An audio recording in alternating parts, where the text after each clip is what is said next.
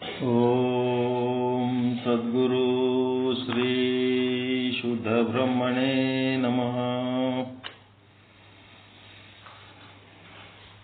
ಸಮಸ್ತ ಶುದ್ಧ ಬ್ರಹ್ಮ ಸ್ವರೂಪರಲ್ಲಿ ಅನಂತ ಅನಂತ ಪ್ರಣಾಮಗಳು. ಈ ಅಹಂ ಅಂತಂದ್ರೆ ಅಂದ್ರೆ ಶಿವ,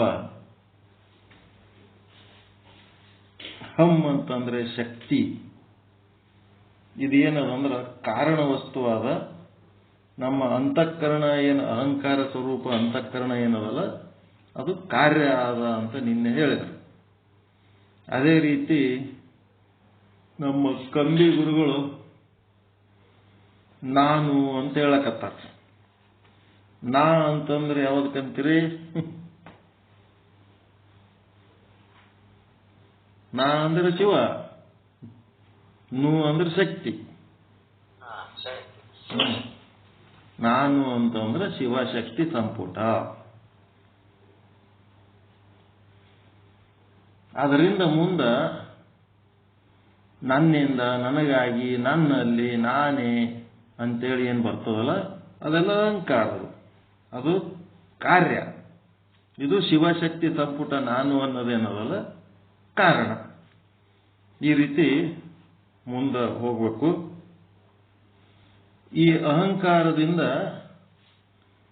ವಿಮೂಢಾತ್ಮ, ಅಹಂಕಾರ ವಿಮೂಢಾತ್ಮ, ಕರ್ತ ಹಮಿತಿ. ಅಹಂಕಾರ ವಿಮೂಢಾತ್ಮ ಕರ್ತ ಹಮಿತಿ ಅಂತಂದ್ರೆ ಮನ್ಯತೆ. ಅಂದ್ರೆ ಅಹಂಕಾರದಿಂದ ವಿಮೂಢನಾದರೆ, ಅಹಂಕಾರದಿಂದ ವಿಮೂಢ ಆದರೆ ಪ್ರಾಪಂಚಿಕ ಬಂಧನ. ಮತ್ತೆ ವಿಜ್ಞಾನವಾದರೆ, ಈ ಶಿವಶಕ್ತಿ ಅನ್ನೋದು ನಾವು ಅರ್ಥ ಮಾಡ್ಕೊಂಡೆವು, ನಾನು ಅನ್ನೋದು ಅದು ವಿಜ್ಞಾನ. ಅದು ತಿಳ್ಕೊಂಡ್ರೆ ಏನಾಗ್ತದ? ಪೂರ್ಣ ಅಹಂ ಸ್ವರೂಪವೆಂದು ಹೇಳುತ್ತದೆ ಭಗವದ್ಗೀತೆ.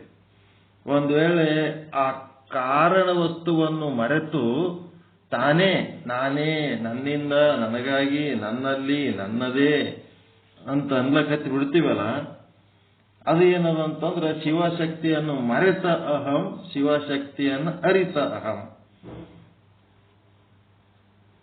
ಆ ಶಿವಶಕ್ತಿ ಮರೆತ ಅಹಂಲಿಂತ ಏನಾಗ್ತದ ಅಂದ್ರೆ ಪ್ರಾಪಂಚಿಕ ಬಂಧನ ಉಂಟಾಗ್ತದ. ಶಿವಶಕ್ತಿಯನ್ನು ಅರಿತ ಅಹಂ ಇತ್ತಂತಂದ್ರೆ ಏನಾಗ್ತದೆ? ಮೋಕ್ಷ ಆಗ್ತದೆ. ಪೂರ್ಣ ಅಹಂ ಸ್ವರೂಪ ಅಂತ ಭಗವದ್ಗೀತೆ ಹೇಳದ. ಪೂರ್ಣ ಅಹಂ ಸ್ವರೂಪ ಅಂದ್ರೆ ಇದು ಎಲ್ಲ ಉಳಿದು ಎಲ್ಲ ಏನದವ ಅಪೂರ್ಣ ಅಹಂ. ಇದು ಒಂದು ಏನದ ಅಂತಂದ್ರ ಶಿವಶಕ್ತಿ ಸಂಪುಟ ನಾನೇ, ನಾನೇ ಬ್ರಹ್ಮ, ನಾನೇ ಸಾಕ್ಷಿ ಅಂತ ತಿಳ್ಕೊಂಡ್ರೆ ಅದು ಪೂರ್ಣ ಅಹಂ ಅಂತ ಒಂದು ಸ್ವರೂಪ ಅಂತ ಭಗವದ್ಗೀತೆ ಹೇಳದ. ಮುಂದೆ ಯಸ್ಮಿನ್ ವಿಭಾತಿ ಚಿಚ್ಚಕ್ತಿ ಬ್ರಹ್ಮಭೂತಃ ಸ ಉಚ್ಯತೆ ಎಂಬ ರೇಣುಕ ಗೀತೆಯಂತೆ. ರೇಣುಕ ಗೀತೆ ಅಂತ ಬುಕ್ ಸಿಕ್ಕರು ನೋಡ್ರಿ. ರೇಣುಕ ಗೀತೆದೇ ಎಲ್ಲ ರೆಫರೆನ್ಸ್ ಕೊಟ್ಟಾರೆ. ರೇಣುಕ ಗೀತೆಯಂತೆ ಅಹಂಕಾರ ಒಳೆಯಬೇಕಾದರೆ, ಅಹಂಕಾರ ಕಳಿಬೇಕಾದ್ರೆ ಏನ್ ಮಾಡ್ಬೇಕು? ಎಂತ ಅಹಂಕಾರ? ಶಿವಶಕ್ತಿ ಸಂಪುಟವನ್ನು ಮರೆತ ಅಹಂಕಾರ ಅದು ಅಳಿಬೇಕು. ಶಿವಶಕ್ತಿ ಸಂಪುಟವನ್ನು ಅರಿತ ಅಹಂಕಾರ ಬೆಳಿಬೇಕು. ಅದಕ್ಕೆ ಚಿತ್ ಕಲೆಯು ಬೆಳಗಬೇಕು. ಚಿತ್ ಅಂತಂದ್ರೆ ಏನು? ಜ್ಞಾನ. ಮತ್ತೇನದು? ಜ್ಞಾನದ ಕಲೆ ಬೆಳಿಬೇಕು. ಆರ್ಟ್ ಆಫ್ ನಾಲೆಜ್ ಬೆಳಿಬೇಕು. ಕಲೆ ಅಂದ್ರೆ ಆರ್ಟ್. ಚಿದ್ರೂಪ ಪರಾಶಕ್ತಿಯ ಅವತರಣವಾಗಬೇಕು. ಪರಾಶಕ್ತಿ ಅಂತಂದ್ರೆ ಅದು ಚಿದ್ರೂಪ, ಬ್ರಹ್ಮ ಸದ್ರೂಪ, ಪರಾಶಕ್ತಿ ಚಿದ್ರೂಪ. ಆ ಪರಾಶಕ್ತಿಯ ಅವತರಣ ಆಗಬೇಕು. ಆಗ ಬ್ರಹ್ಮ ಸ್ವರೂಪದ ಅರಿವು ಆಗುತ್ತದೆ. ಅಂದರೆ ತಾನು ದಿಕ್ಕು ಕಾಲಾದಿಗಳಿಂದ ಅವಚ್ಛಿನ್ನನಲ್ಲ, ಚಿದಾನಂದ ಸ್ವರೂಪನು, ಮಹದ್ರೂಪನು ಎಂಬ ಭಾವ ಉಂಟಾಗಿ ಅಹಂ ಬ್ರಹ್ಮಾಸ್ಮಿ ಶಿವೋಹಂ ಭಾವ ಉಂಟಾಗುತ್ತದೆ. ಆಗ ಅವನು ಜಗತ್ತನ್ನು, ಜಗದೀಶನನ್ನು ಒಂದೇ ಸ್ವರೂಪದಿಂದ ಕಾಣುತ್ತಾನೆ. ಎಷ್ಟು ಚಂದವ ನೋಡ್ರಿ ವಾಕ್ಯಗಳಿವು. ಜಗತ್ತನ್ನ ಮತ್ತು ಜಗದೀಶನನ್ನ ಬೇರೆ ಅಂತ ನೋಡಂಗೇ ಇಲ್ಲ. ಜಗತ್ತು ನೋಡಿದರೆ ಜಗದೀಶನ್ ಕಾಣ್ತಾನ, ಜಗದೀಶನ್ ನೋಡಿದರೆ ಜಗತ್ ಕಾಣ್ತಾನೆ. ರೂಪಾದಿ ಅಹಂಕಾರಗಳನ್ನ ಅಳಿದು ಸ್ವರೂಪ ಸಾಕ್ಷಾತ್ಕಾರ ಭಾಜನನಾಗಿರುತ್ತಾನೆ. ಆದ್ದರಿಂದ ಏನದ, ಅನಿತ್ಯಾನಿ ಶರೀರಾಣಿ ವಿಭವೋ ನೈವ ಶಾಶ್ವತಃ ನಿತ್ಯಂ ಸನ್ನಿಹಿತೋ ಮೃತ್ಯು ಕರ್ತವ್ಯೋ ಧರ್ಮ ಸಂಗ್ರಹ.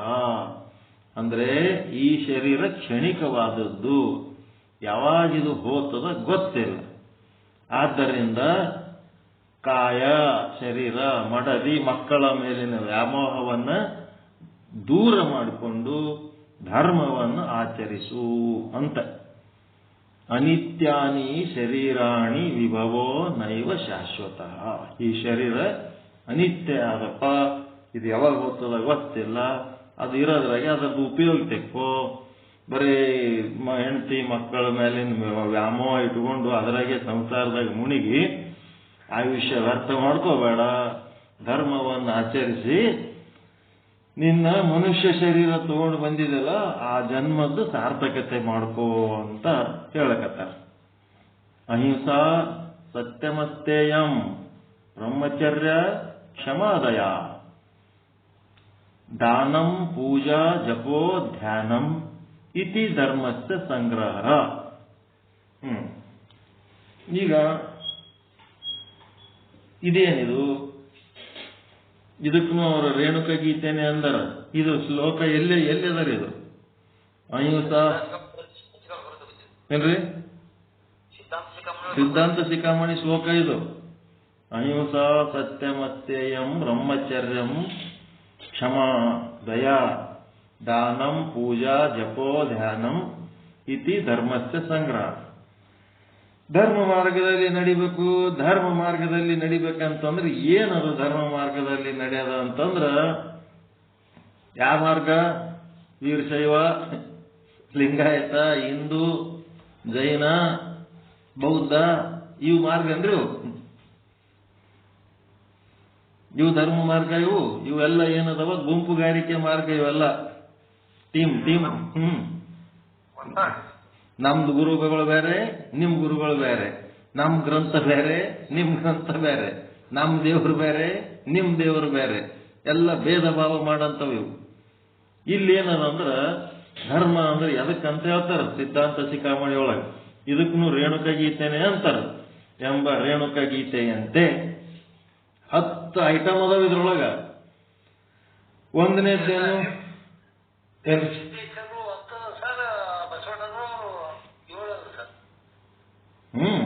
ಎಲ್ಲ ಓದು ಚಲೋ ಇರೋದ್ರ ಸಲಗೆ ಹೇಳ್ಯಾರ. ನೈತಿಕತೆ, ಅಹಿಂಸೆ ಬಗ್ಗೆ ಹೇಳ್ಯಾರ. ಯಾರಿಗೆ ಹಿಂಸೆ ಮಾಡಬಾರ್ದು, ಕಾಯ ವಾಚ ಮನಸ್ಸ ಎದರಿಂದಲೂ ಹಿಂಸೆ ಮಾಡಬಾರ್ದು. ಮತ್ತೆ ಸತ್ಯವನ್ನೇ ಹೇಳಬೇಕು, ಎರಡನೇದು. ಮೂರನೇದ್ದೇನದ? ಅಸ್ತೇಯಂ ಅಂದ್ರೆ ಕಳ್ಳತನ ಮಾಡಬಾರದು, ಮೂರನೇದ್ದು. ಅಹಿಂಸಾ ಸತ್ಯ ಅಸ್ತೇಯ ಮೂರಾದ್ಮೇಲೆ ನಾಲ್ಕನೇದ್ದೇನದ? ಬ್ರಹ್ಮಚರ್ಯಂ. ಬ್ರಹ್ಮಚರ್ಯ ಅಂತಂದ್ರೆ ಮದಿ ಮಾಡ್ಕೊಳ್ಳೋದು ಬಿಡೋದಕ್ಕೆ ಬ್ರಹ್ಮಚರ್ಯ ಅಂತಾರೇನ್ರಿ ಎಲ್ಲಾರ? ಬ್ರಹ್ಮಚರ್ಯ ಅಂತಂದ್ರ ಮಾತು ಕೃತಿ ಆಲೋಚನೆಗಳೊಳಗ ಬ್ರಹ್ಮವನ್ನೇ ವ್ಯಕ್ತಪಡಿಸ್ತಾ ಇರಬೇಕು, ಅದು ಬ್ರಹ್ಮಚರ್ಯ. ಮಾತಿನೊಳಗ ಬ್ರಹ್ಮನ ಮಾತೇ ಆಡಬೇಕು, ಕೆಲಸಗಳು ಬ್ರಹ್ಮನ ಕೆಲಸ ಅಂತ ಮಾಡಬೇಕು, ಆಲೋಚನೆಗಳು ಬ್ರಹ್ಮನ ಬಗ್ಗೆನೇ ಇರಬೇಕು, ಅದು ಬ್ರಹ್ಮಚರ್ಯ. ಮತ್ತೇನದ? ಜಗತ್ತಿನಾಗ ಎಲ್ಲರೂ ನಮ್ಮಂಗೆ ಇರಂಗಿಲ್ಲ, ಅವರವರ ಸಂಸ್ಕೃತಿ ಸಂಸ್ಕಾರದ ಪ್ರಕಾರ ಇರ್ತಾರೆ, ತಪ್ಪಾತಿರ್ತಾವ. ಅದಕ್ಕೇನದ? ಕ್ಷಮಾಗುಣ ಇರಬೇಕು. ಕ್ಷಮಾಗುಣ ಇರಲಿಲ್ಲ ಅಂತಂದ್ರೆ ಬಹಳ ತ್ರಾಸಾಗ್ಬಿಡ್ತದ. ಮುಂದೆ ಕೆಲವೊಬ್ಬರಿಗೆ ಅನುಕೂಲ ಇರ್ತದ, ಕೆಲವೊಬ್ಬರಿಗೆ ಅನಾನುಕೂಲ ಇರ್ತದ. ಆ ಅನಾನುಕೂಲ ಇದ್ದವ್ರ ಬಗ್ಗೆ ಒಂದಿಷ್ಟು ದಯಾ ಅಂತಿರ್ಬೇಕು. ಮತ್ತೆ ದಯೆ ಇರಬೇಕು, ದಾನ ಇರಬೇಕು, ಮತ್ತೆ ಪೂಜೆ ಮಾಡಬೇಕು. ಪೂಜೆ ಮಾಡೋದಂದ್ರೆ ಏನು?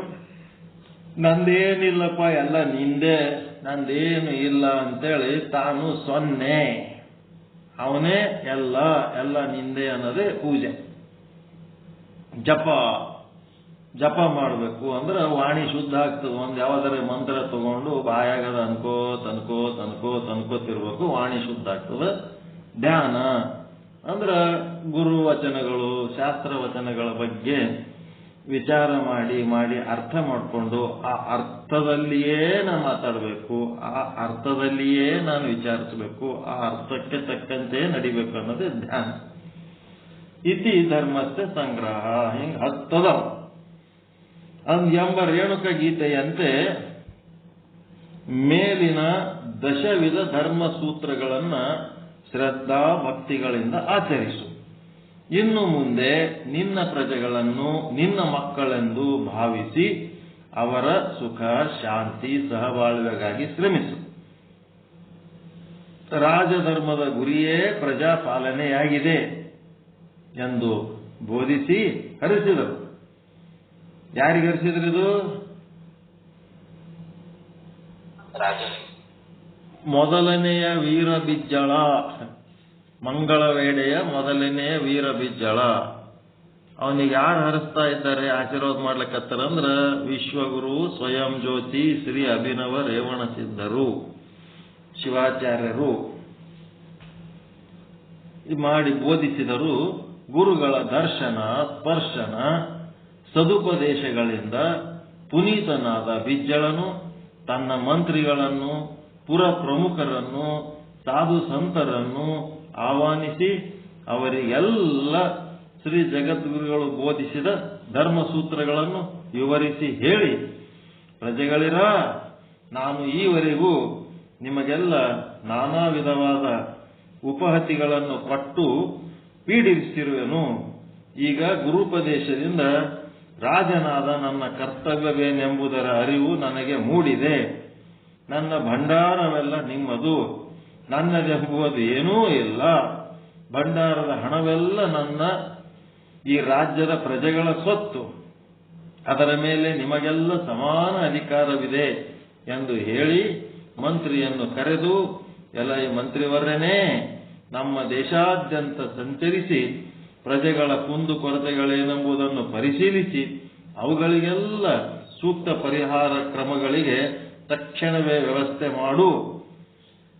ನೀರಿನ ಅಭಾವವಿರುವ ಕಡೆಗೆ ಕೆರೆ ಬಾವಿಗಳನ್ನು ನಿರ್ಮಿಸು. ನಿರುದ್ಯೋಗಿಗಳಿಗೆ ಉದ್ಯೋಗಗಳನ್ನು ಕಲ್ಪಿಸು. ಎಲ್ಲರೂ ಸ್ವತಂತ್ರ ಜೀವಿಗಳಾಗಿ ಬಾಳುವಂತೆ ಮಾಡಿರಿ. ಅಂಗವಿಕಲರು, ವೃದ್ಧರು, ಅನಾಥರುಗಳಿಗೆ ದಾಸೋಹ ಶಿಬಿರಗಳನ್ನು ಏರ್ಪಡಿಸಿ ಎಲ್ಲರೂ ಸುಖ ಬಾಳುವಂತೆ ವ್ಯವಸ್ಥೆ ಮಾಡಿರಿ.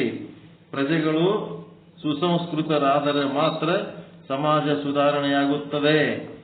ಆದ್ದರಿಂದ ದೇಶದ ಎಲ್ಲಾ ಭಾಗಗಳಲ್ಲಿ ವಿದ್ಯಾ ಕೇಂದ್ರಗಳನ್ನು ನಿರ್ಮಿಸಿ ಪ್ರಜೆಗಳನ್ನ ಸುಸಂಸ್ಕೃತರನ್ನಾಗಿ ಮಾಡಿರಿ. ಎಲ್ಲಕ್ಕಿಂತಲೂ ಮಿಗಿಲಾಗಿ ನಮ್ಮ ಪ್ರಜೆಗಳಲ್ಲಿ ಜಾತಿ ಭೇದ, ವರ್ಣಭೇದ, ಮೇಲು ಕೀಳುಗಳೆಂಬುದು ಇಲ್ಲದಂತೆ ಎಲ್ಲರೂ ಸಹಬಾಳ್ವೆಯಿಂದ ಸುಖಿಸುವಂತೆ ಮಾಡಿರಿ. ಪ್ರಜೆಗಳಿಗೆ ಆಧ್ಯಾತ್ಮ ವಿದ್ಯೆಯನ್ನು ಬೋಧಿಸಿ ಪುನೀತರನ್ನಾಗಿ ಮಾಡುವಂತ ಜ್ಞಾನ ನಿಲಯಗಳನ್ನು ಸ್ಥಾಪಿಸಿರಿ. ಅವುಗಳಲ್ಲಿ ವೇದ, ಆಗಮ, ಶಾಸ್ತ್ರ ಪಾರಂಗತರು, ಕ್ರಿಯಾಶೀಲರು, ಸದಾಚಾರ ಸಂಪನ್ನರು, ದೀನದಲಿತರಲ್ಲಿ ಅನುಕಂಪವುಳ್ಳವರು ಆದ ಶಿವಾಚಾರ್ಯರನ್ನ ನೇಮಿಸಿರಿ.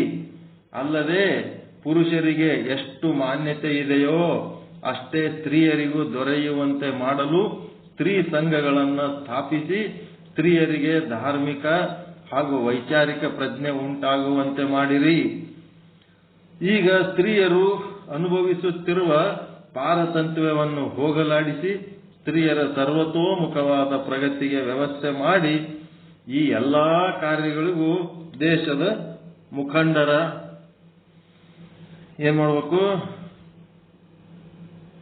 ಪ್ರಯತ್ನ ಮಾಡಿ ಎಲ್ಲಾ ಕಾರ್ಯಗಳಿಗೂ ದೇಶದ ಮುಖಂಡರ, ಧರ್ಮಾಭಿಮಾನಿಗಳ, ಸಾಹಿತ್ಯ ಪ್ರೇಮಿಗಳ ಸಹಕಾರವನ್ನು ಪಡೆಯಲು ಎಲ್ಲಾ ವಿಧವಾದ ಪ್ರಯತ್ನಗಳನ್ನು ಮಾಡಿ ರಾಜಭಂಡಾರದಲ್ಲಿ ಕೊಳೆಯುತ್ತಿರುವ ಪ್ರಜೆಗಳ ಸಂಪತ್ತನ್ನ ಅವರ ಮೇಲ್ಮೆಗಾಗಿಯೇ ಉಪಯೋಗಿಸಿರಿ ಎಂದು ಹೇಳಿ ತಾನು ಮುಖ್ಯ ಪಾತ್ರ ವಹಿಸಿ ದುಡಿದು ರೇವಣಸಿದ್ಧರು ಬೋಧಿಸಿದ ತತ್ವಗಳನ್ನು ಜಾರಿಗೆ ತರುವ ಎಲ್ಲಾ ವ್ಯವಸ್ಥೆಗಳನ್ನು ಯಶಸ್ವಿಯಾಗಿ ಪೂರ್ಣಗೊಳಿಸಿ ತನ್ನ ರಾಜ್ಯದ ಪ್ರಜೆಗಳೆಲ್ಲ ಸುಖ ಶಾಂತಿಯಿಂದ ಬಾಳುವಂತೆ ಮಾಡಿ ಜಗದ್ಗುರುಗಳಿಗೆ ತಾನು ಮಾಡಿದ್ದ ವಾಗ್ದಾನವನ್ನು ಪೂರ್ಣವಾಗಿ ಕಾರ್ಯರೂಪಕ್ಕೆ ತಂದನು. ನೋಡ್ರಿ, ಇಂಥ ರಾಜರ ಯಾವಾಗ ಸಿಗ್ತಾರ? ಅವ ಎಂತ ಗರ್ವಿಷ್ಠಿದ್ದ, ಎಷ್ಟು ಪರಿವರ್ತನೆ ಆಗ್ಬಿಟ್ಟ. ಅಲ್ಲಿಂದ ಜಗದ್ಗುರು ರೇವಣಸಿದ್ಧರು ದೇಶ ಸಂಚಾರ ಮಾಡುತ್ತಾ ಶರಣಾದವರಿಗೆ ದೀಕ್ಷಾ ಸಂಸ್ಕಾರವನ್ನು ಕರುಣಿಸಿ ಶಿವ ಸಿದ್ಧಾಂತ ಉಪದೇಶಗಳನ್ನು ಮಾಡಿ ಅವರ ಆತ್ಮಜ್ಞಾನವನ್ನ ಚೇತನಗೊಳಿಸಿ ಅನೇಕ ಕ್ಷೇತ್ರಗಳನ್ನು ದರ್ಶಿಸುತ್ತಾ ಅಗತ್ಯವಿದ್ದೆಡೆಗಳಲ್ಲೆಲ್ಲ ಕೆರೆ ಬಾವಿಗಳನ್ನು, ದಾಸೋಹಗಳನ್ನು, ವಿದ್ಯಾ ಕೇಂದ್ರಗಳನ್ನು, ಅಂಗವಿಕಲರಿಗೆ ವಸತಿ ಗೃಹಗಳನ್ನು ನಿರ್ಮಿಸುತ್ತಾ ಶ್ರೀಶೈಲಕ್ಕೆ ತೆರಳಿದರು. ಸುಮಾರು 1018ನೇ ಇಸ್ವಿ ಅಲ್ಲಿ ಶ್ರೀಶೈಲವು ಶಿವಾನುಭವ ಗೋಷ್ಠಿಯ ಕೇಂದ್ರವಾಗಿತ್ತು. ನೋಡ್ರಿ, ಜ್ಞಾನ ಕೇಂದ್ರ ಇತ್ತದು. ಅಲ್ಲಿ ದೇವರ ದಾಸಿಮಯ್ಯನ ಗುರುಗಳು ಸೂರ್ಯ ಸಿಂಹಾಸನದ ಅಧಿಪತಿಗಳಾದ ಜಗದ್ಗುರು ಚಂದ್ರಗುಂಡ ಶಿವಾಚಾರ್ಯರು ಉಪಸ್ಥಿತರಿದ್ದರು. ನೋಡ್ರಿ, ದೇಶ ದಾಸಿಮಯ್ಯರು ಇಲ್ಲಿ ತಗೊಂಡಾರ ನೋಡ್ರಿ. ಮತ್ತೆ ಚಂದ್ರಗುಂಡ ಶಿವಾಚಾರ್ಯ ಶ್ರೀಶೈಲ ಬರ್ಕೋಬೇಕಿದು ಪಾಯಿಂಟ್.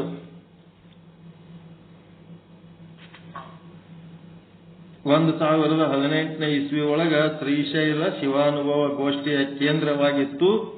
ಅಲ್ಲಿ ದೇವರ ದಾಸಿಮಯ್ಯನ ಗುರುಗಳು ಮತ್ತು ಸೂರ್ಯ ಸಿಂಹಾಸನದ ಅಧಿಪತಿಗಳಂದ್ರೆ ಶ್ರೀಶೈಲ ಜಗದ್ಗುರುಗಳು. ಸೂರ್ಯ ಸಿಂಹಾಸನ ಅಂದ್ರೆ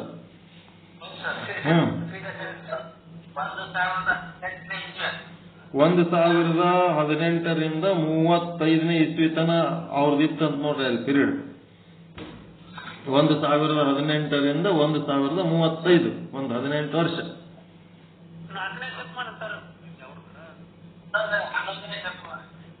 11ರಿಂದ 12ನೇ ಶತಮಾನ.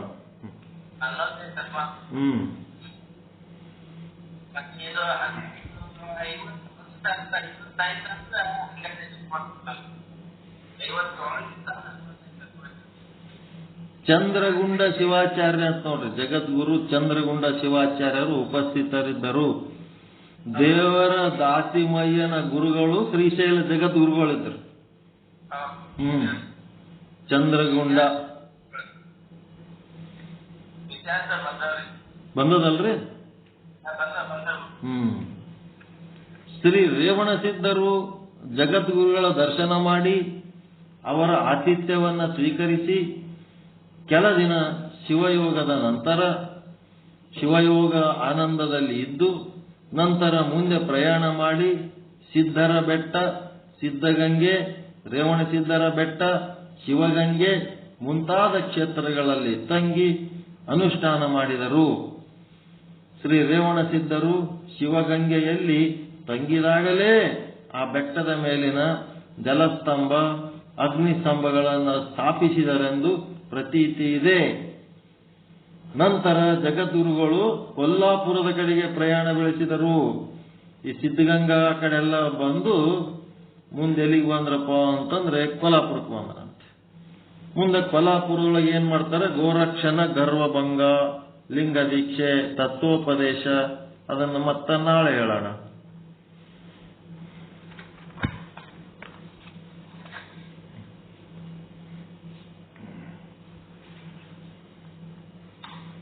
ಡಿಸೈನ್ರಿ 1018 ಈ ಗುಂಡಾಚಾರ್ಯರ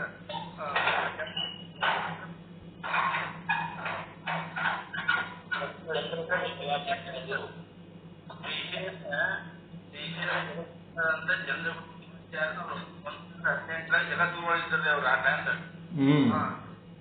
ಅವರ ಇದು ಆಧ್ಯಾತ್ಮ ಕೇಂದ್ರ ಅಲ್ಲೇ ಇದ್ರೆ. ಹೌದೌದು. ಇವರು ಗುರುಗಳು ನಮ್ಗೆ ಯಾರು ಗುರುಗಳು ಮಾಡ್ಬೇಕು ಅಂತ ಹೇಳಿ ಯಾರು ಒಳ್ಳೆ ಗುರುಗಳು ಒಟ್ಟೆ ಸಿಗ್ಲಿಲ್ಲ ಇವರಿಗೆ. ಸಿಗ್ಲಾರ ಬೆಟ್ಟಕ್ಕ ನಾನ್ ಗುರುಗಳು ಹೇಳ್ತೀನಿ, ನಾನ್ ಗುರುಗಳು ಹೇಳ್ತೀನಿ, ಎಲ್ಲ ವಿದ್ಯೆ ಹೇಳ್ತೀನಿ, ನಾನ್ ಹೇಳ್ತೀನಿ ಅಂತ ಹೇಳಿ ಇವ್ರ ಕಡೆ ರೊಕ್ಕ ಕೇಳಕತ್ರ ಆ ಟೈಮ್ದಾಗ ಅವರು. ರೊಕ್ಕ ಕೇಳಕ್ಕದು ಕೂತೆ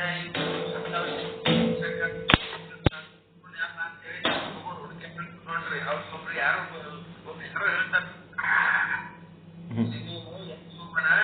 ನೀ ಇಂಥದ್ದು ಹೋಗು ವಿಷಯಕ್ಕೆ ಹೋಗು ಅಲ್ಲಿ ಕುತ್ಕೊಳ್ಳೋದ ಜಗತ್ಗಳು ಅವ್ರಿಗೆ ಭೇಟಿ ಆಗು ಅವ್ರು ಏನ್ ಹೇಳ್ತಾರೆ ಅಷ್ಟು ಮಾಡಂದ ಕೂಡಲೇ ಅಲ್ಲಿ ಹೋಗಿ ಕೇಳಿದ ಕೂಡಲೇ ಆಯ್ತು ಅಂತ ಹೇಳಿ ಒಪ್ಪಿ ಅವ್ರಿಗೆ ಟೀಚರ್ ಅಂತ ವಿಚಾರ ಮಾಡ್ತಾರೆ ಜನ ಇವತ್ತಾಗ ಮತ್ ಇವ್ರಿಗೆ ದಾಸಿಮಯ್ಯ ಅವ್ರಿಗೆ ದಾಸಿಮಯ್ಯ ಭಾರಿ ಸ್ಟ್ರಾಂಗ್ ಅವರು. ಹೆಣ್ತಿನ ಸೆಲೆಕ್ಟ್ ಮಾಡ್ಬೇಕಾದ್ರೂ ಸ್ಟ್ರಾಂಗು, ಗುರುಗಳು ಸೆಲೆಕ್ಟ್ ಮಾಡ್ಬೇಕಾದ್ರೂ ಸ್ಟ್ರಾಂಗು.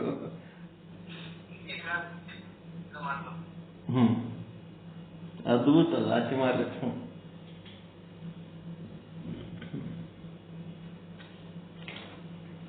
ಮತ್ತಿನ್ನ ದಾಸಿ ಮಾರ್ಯವ್ರಿಗೆ ಬಸವಣ್ಣವ್ರ ಲಿಂಗ ಕೆಟ್ಟಾರ ಅಂತ ಹೇಳಿದ್ರೆ ಹೇಳೋರು ಇನ್ನೊಂದು ಚರಿತ್ರೆ ತಿರುಚಿ ಅಲ್ಲ ಅವ್ರು ಏನ್ರಿ ದಾಸಿಮೇರು ಇವ್ರು ಬಸವಣ್ಣನ ಸಮಕಾಲೀನಲ್ಲಕತ್ತಾರ್ರಿ ಅವ್ರು. ಬಸವಣ್ಣನ ಸಮಕಾಲೀನ ಅಲ್ಲ, ಬಸವಣ್ಣನಕ್ಕಿಂತ ದೊಡ್ಡವರು, ಬಸವಣ್ಣಕ್ಕಿಂತ ದೊಡ್ಡವರು, ಮೊದಲೇ ವಚನ ಬರೆದವರು ಅವರು, ಆದ್ಯ ವಚನಕಾರ ದಾಸಿಮಾರ್ಯ. ದಾಸಿಮಾರ್ಯನ್ನ ಎಲ್ಲರೂ ಏನ್ ಮಾಡ್ಬೇಕು, ಬಸವಣ್ಣನಕ್ಕಿಂತ ಹೆಚ್ಚು ಪ್ರಶಂಸೆ ಮಾಡಬೇಕು. ಅದನ್ನ ಬಿಟ್ಟು ದಾಸಿಮಾರ್ಯನ್ ಬಿಟ್ಟು ಬಸವಣ್ಣ ದಾಸಿಮಾರ್ಯರ ದಾರಿ ಹಿಡಿದವರು. ವಚನ ಸಾಹಿತ್ಯ ಬರೆಯೋದು ದಾಸಿಮಾರ್ಯರೇ ಅವರಿಗೆ ಆದರ್ಶ. ಎಷ್ಟೋ ವಚನದಾಗ ದಾಸಯ್ಯ ಅಂತೇಳಿ ಬರೆದರು ವಚನಗಳು. ಬಸವಣ್ಣವ್ರ ವಚನದಾಗ ದಾಸಿಮಾರ್ಯರ ನೆನೆಸಿರೋರು.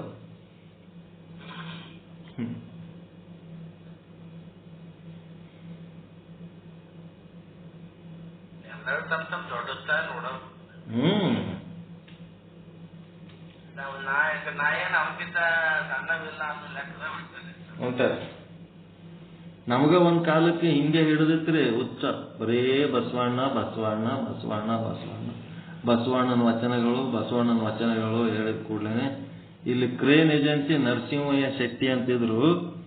ಸ್ವಾಮಿ ನಿನ್ನ ಅಬ್ಸರ್ವ್ ಮಾಡ್ಲಿಕತ್ತೀನಿ, ಬಾಳ ಶಾಣೆ ಆಗ್ತದಿ ನೀನು, ಆದ್ರ ಯಾರಿಗಿ ಗೊತ್ತಾಗಂಗಿಲ್ಲ ಅಂತ ತಿಳ್ಕೊಬೇಡ ನೀನು ಅಂತಂದ್ರು.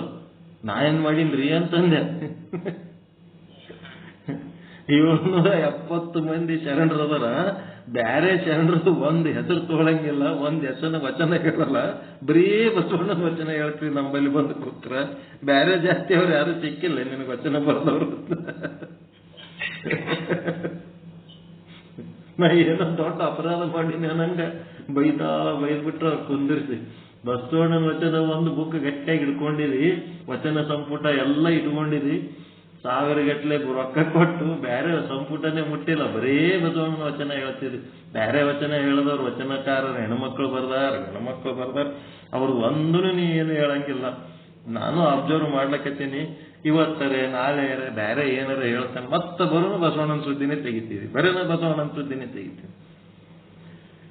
ಹೌದಲ್ಲ ಅನ್ನಿಸ್ತು ನಮಗೆ. ಅವನ್ ತಲೆ ಮೇಲೆ ಹಾಡುವಂತ ಶರಣರದರ ಅಷ್ಟು ಮಾಡ್ಯಾರ, ಅವ್ರಿಗೆ ಬಿಡ್ತಿದ್ವಿ ಬರೇ ಬಸವಣ್ಣನ ಸುದ್ದಿನೇ ಹೇಳ್ತಕ್ಕಂತ.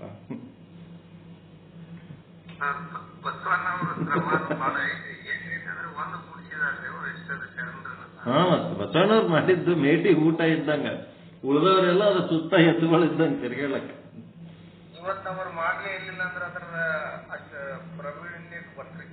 ಹೌದೌದು, ಅದ್ರಾಗೇನ್ ಡೌಟೇ ಇಲ್ಲ. ಬೇರೆ ಭಾಷೆಯ ಜನರು, ಬೇರೆ ರಾಜ್ಯದ ಜನರು ಬಂದು, ಬೇರೆ ದೇಶದ ಜನರು ಬಂದು ಇಲ್ಲಿ ಅವ್ರ ಭಾಷೆ ಒಳಗೆ ಬರ್ದಿಲ್ಲ. ಅವ್ರು ಕನ್ನಡದಾಗ ವಚನಗಳು ಬರಂಗ ಮಾಡ್ಯಾರ. ಕನ್ನಡ ಕಲ್ಸ್ಯಾರ ಅವ್ರಿಗೆಲ್ಲ, ಬೇರೆ ಭಾಷೆಗಳಿಗೆಲ್ಲ ಕನ್ನಡ ಕಲ್ಸ್ಯಾರ.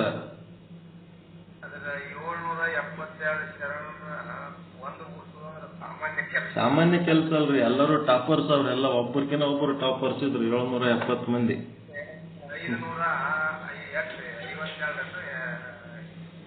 ಒಂದು 550 ಅದ. ಅದ್ರಾಗ ಒಂದ್ 300-400 ದಾಟ್ಬೇಕಾದ್ರೆ ರಗಡ್ ಆಗಿಬಿಟ್ಟಿರ್ತದೆ. ಆಗಲ್ಲ. 72 ಮಂದಿ ಆಗಿನ ಟೈಮ್ದೊಳಗೆ ಇವರೆಲ್ಲ ಸ್ವಾರ್ಥಿಗಳಲ್ರಿ, ಅವರು ನಿಸ್ವಾರ್ಥಿಗಳು, ಪರಮಾತ್ಮನ ಒಂದು ಪ್ರಜ್ಞೆಯಲ್ಲಿದ್ದವ್ರು ಅವರೆಲ್ಲ. ಇವೆಲ್ಲ ಸ್ವಾರ್ಥಿಗಳು, ಇವರೆಲ್ಲ ವಿಧಾನಸೌಧ ಪಾರ್ಲಿಮೆಂಟ್ನಾಗ ಇವರೆಲ್ಲ ಸ್ವಾರ್ಥಿಗಳು. ಇವ್ರದ್ದು ಗುದ್ದಾಡೋದೇ ಬೇರೆ, ಅವ್ರು ಗುದ್ದಾಡೋದು ಬೇರೆ. ಸತ್ಯದ ಅರಿವನ್ನು ತಿಳಿದವರು.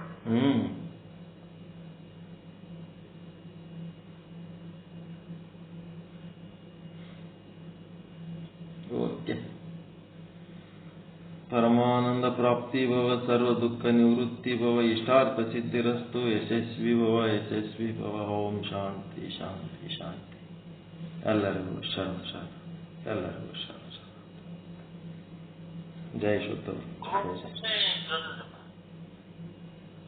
ಏನ್ರಿ ಸಣ್ಣದ ದೊಡ್ಡದ?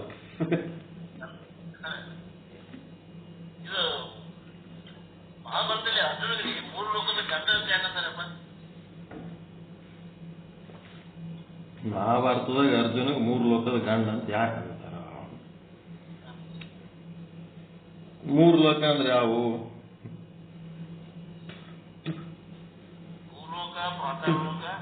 ಸ್ವರ್ಗ, ಮರ್ತೆ, ಪಾತಾಳ. ಪಾತಾಳದಾಗಿರೋ ರಾಕ್ಷಸರು, ಮರ್ತೆದಾಗಿರೋ ಮನುಷ್ಯರು, ಮತ್ತೆ ಸ್ವರ್ಗದಾಗಿರೋ ದೇವತೆಗಳು.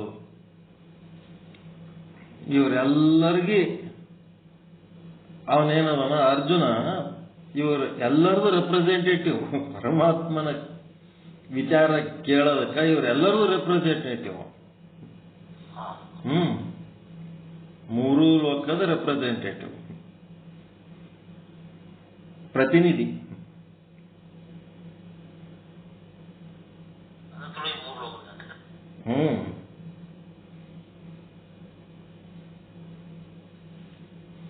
ಎಲ್ಲರ ಪ್ರತಿನಿಧಿಯಾಗಿ ಅವ. ನೀವು ಈಗ ಪ್ರಶ್ನೆ ಕೇಳಿದ್ರೆ ಅದು ಉತ್ತರ ಏನ್ ಬರ್ತದ ನೋಡ್ಬೇಕು, ಇನ್ನ ಚಿಂತನೆ ಮಾಡಬೇಕು. ಈಗ ಸದ್ಯ ಹೇಳ್ತಿರೋದು ಆ ಕೇಳತ್ತೀವಿ. ಮತ್ತ 3 ಲೋಕದ ಗಂಡ ಒಳಗೆ ವಿಚಾರ ಹಂಗೆ ನಡೆದಿರ್ತದ, ಹಂಗೆ ತಿಳಿದಾಗ ಒಂದಿಟ್ಟು ಹೇಳ್ತಿರ್ತೀವಿ. ನಾವೇನಾದ್ರೂ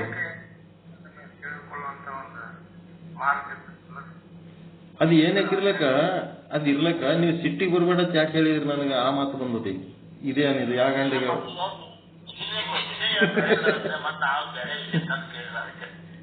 ಮತ್ತೆ ನಾ ಸಿಟ್ಟಿಗೆ ಬಂದ್ರೆ ನಿಮಗೆ ತ್ರಾಸ ಆಗ್ತದ ಏನು? ಹಂಗೇನಿಲ್ಲ.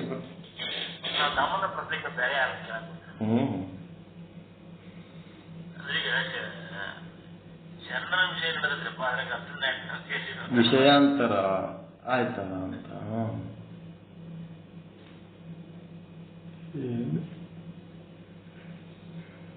3 ಲೋಕದ ಗಂಡ ಅಂತ ಯಾಕಂತಾರ ಅಂತ ವಿಚಾರ ಮಾಡಬೇಕು. ವಿಚಾರ ಮಾಡಿದ್ರೆ ಸಿಗ್ತದೆ, ಎಲ್ಲ ಉತ್ತರ ಸಿಗ್ತದೆ. ನಮ್ಮ ಗೀತಾ ಮಾತೆಗೆ ಏನಾರು ಗೊತ್ತದ ಅಂತ ಕೇಳ್ಬೇಕು. ಭಗವದ್ಗೀತೆ ಓದೋದ್ರಾಗ ಎಲ್ಲರೂ ಸಿಕ್ಕದೇನ್ರಿ? ಅದ್ರ ಅರ್ಥ ಆಗಿರ್ತ ಏನಾರ? ಏನೋ ಇಲ್ಲಲ್ರಿ, ಸಿಕ್ಕಿಲ್ಲ. ನಾವು ಹುಡ್ಕೊಂತವ್ರಿ, ಅದೇನ್ ದೊಡ್ಡ ಮಾತು.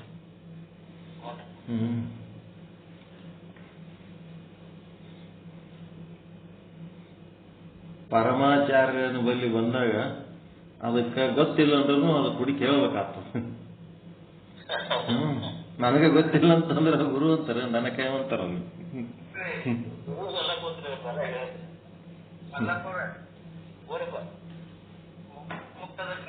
ಯಾರು